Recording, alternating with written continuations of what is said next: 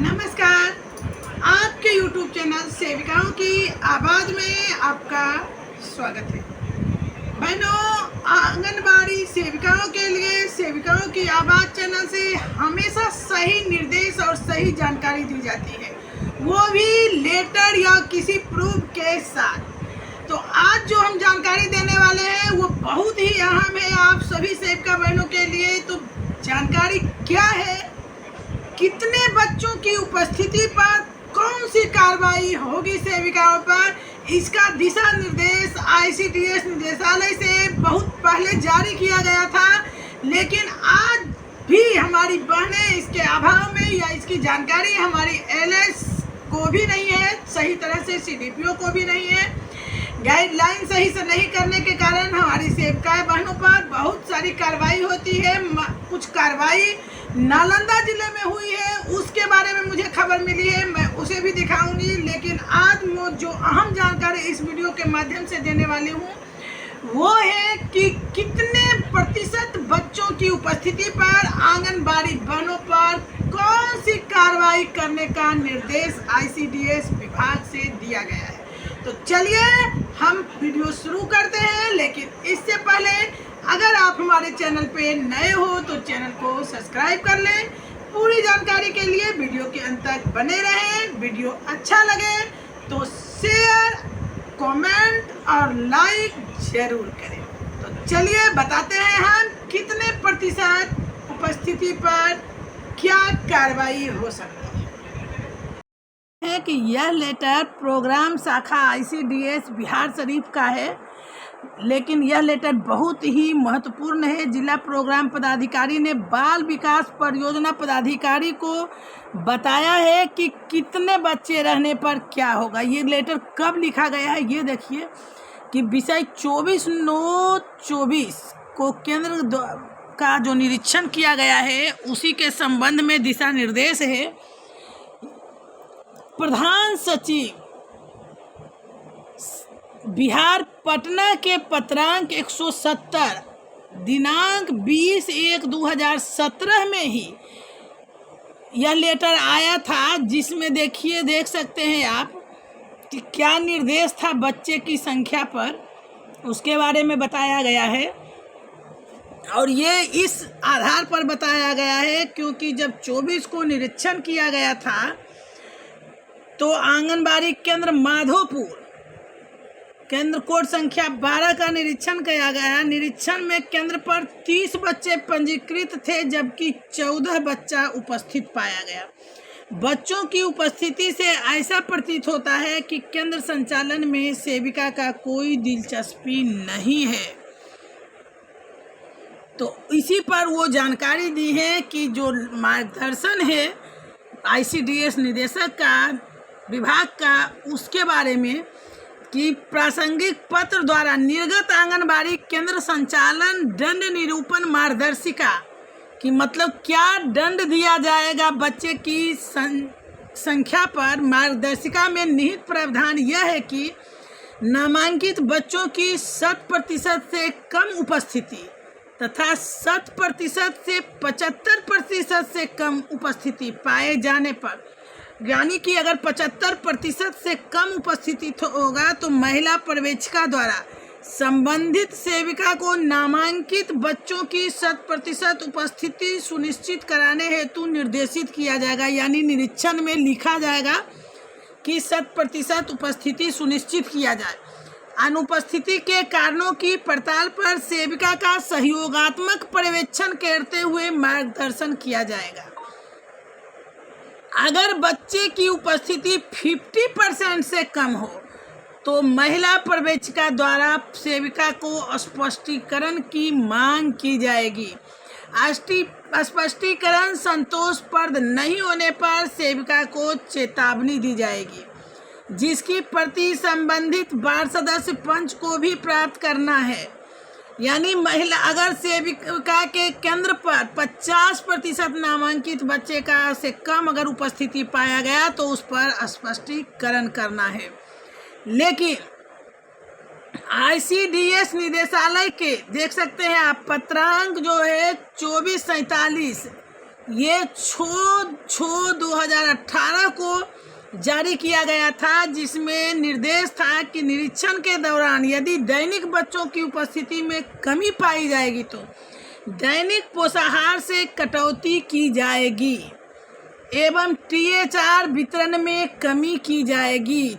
तो THR से कटौती की जाएगी, यानी अगर उपस्थिति कम है तो आपके दैनिक पोषाहार से कटौती होगा, यानी रिकवरी होगा, और THR वितरण में कमी की जाएगी, यानी कि आपका जो है उससे भी कटौती किया जाएगा।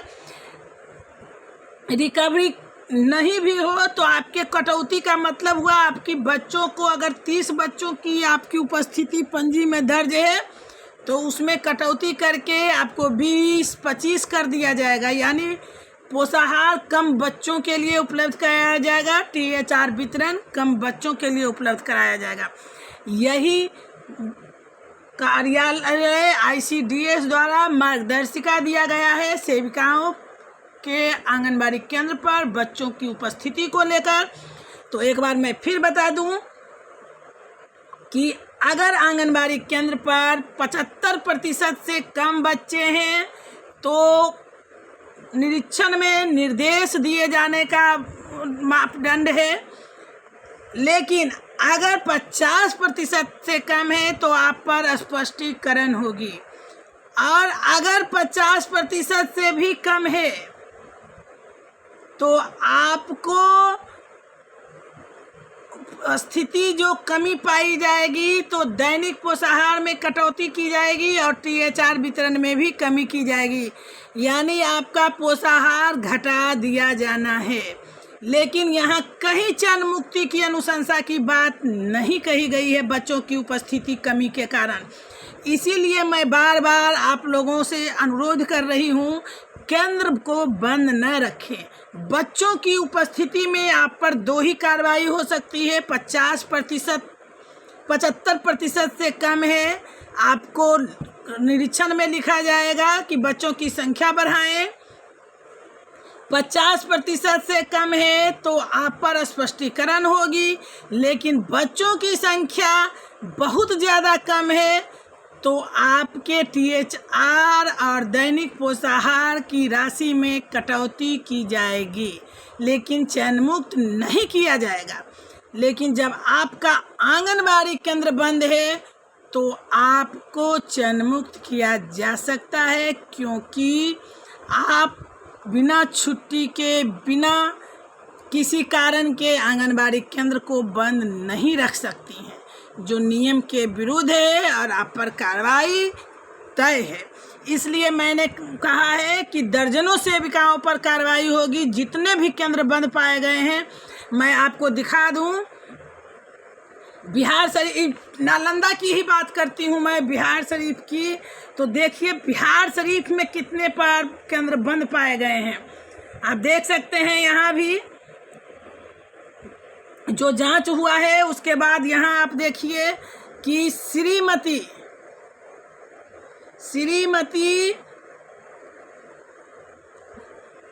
ICDS निदेशालय का ये लेटर है, और दिखाएं आपको हम कि गीता सिन्हा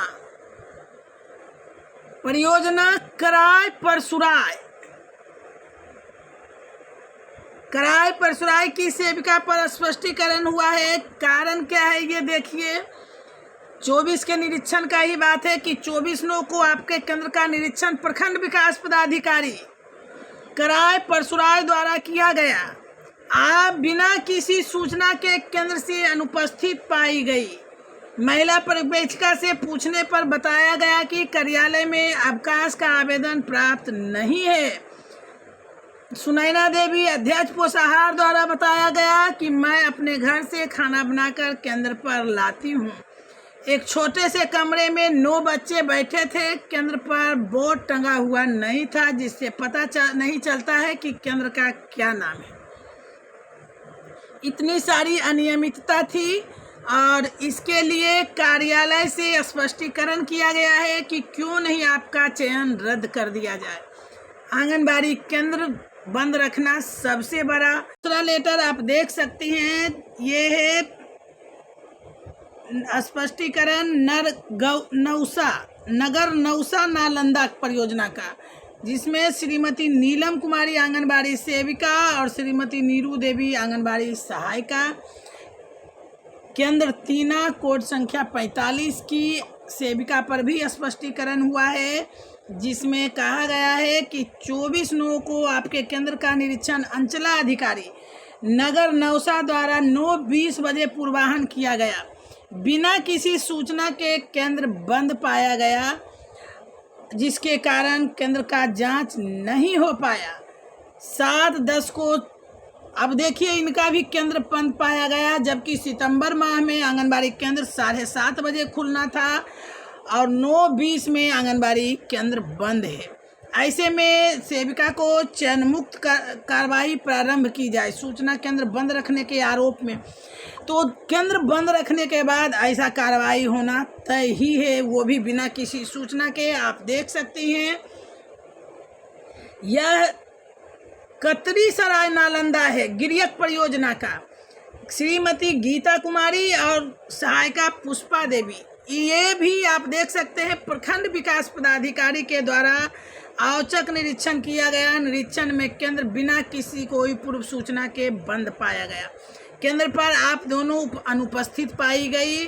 सामान्य जानकारी यानी केंद्र की भौतिक स्थिति, संसाधन की उपलब्धता, शाला पूर्व शिक्षा, THR मतलब भंडार पंजी, टीकाकरण जैसे महत्वपूर्ण कार्यों की जानकारी नहीं ली जा सकी। इन्हें भी चयन रद्द करने की बात कही गई है और पहले अभी नियमावली के अनुसार स्पष्टीकरण हुआ है। तो देख सकते हैं आप किस तरह हमारी बहनें जो हैं वो अपना बंद रखती हैं। और इसी तरह बहुत सारे देख सकते हैं आप लेटर निकला हुआ है सिलाव के, भरभरी, नालंदा सारे परियोजना में इस तरह का कार्रवाई हुआ है। तो आप भी वक्त है आप लोग सुधार लाइए और कम से कम केंद्र पर आप नहीं हो तो सहायिका को भी जरूर रखिए। और जांच के दिन तो किसी भी स्थिति में आप केंद्र पर जरूर रहिए, या अगर कहूँ कहीं विषम परिस्थिति है तो कम से कम वहाँ सूचना लिख के जरूर रखवा दीजिए, ताकि आप चयन मुक्ति की अनुशंसा से बच सकें। चलिए आज के लिए इतना ही। मैंने पूरी वीडियो में शुरुआत में ही आपको बता दी कितने % बच्चे उपस्थित रहने पर कौन सी कार्रवाई हो सकती है। इसलिए आप याद रखिए अगर केंद्र आपका खुला हो तो आप चयन मुक्त नहीं हो सकती, आप पर सिर्फ और सिर्फ स्पष्टीकरण होगा। ज़्यादा कम बच्चे पाए जाने पर आपके पोषाहार और बालवाड़ी के पोषाहार THR दोनों में कटौती हो सकती है, लेकिन आप चयन मुक्त नहीं हो सकते। आपसे एक बार फिर से अनुरोध है, आपका रुपया पैसा खर्च नहीं होता बहनों, तो आप इस वीडियो को अधिक से अधिक बहनों तक शेयर करें ताकि उन्हें पता चले कि कितने बच्चे की उपस्थिति पर कौन सी कार्रवाई हो सकती है। और केंद्र तो बिल्कुल बंद नहीं रखना है, वो भी जांच के दिन।